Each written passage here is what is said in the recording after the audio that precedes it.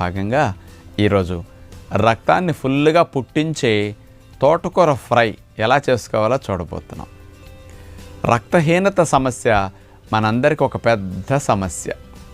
అలాంటి రక్తములో హెమోగ్లోబిన్ అనేది స్త్రీలకి 12 నుంచి 14 గ్రాములు ఉంటే కరెక్ట్గా ఉన్నట్లు. పురుషులకి 14 నుంచి 16 గ్రాముల హెమోగ్లోబిన్ ఉండాలి.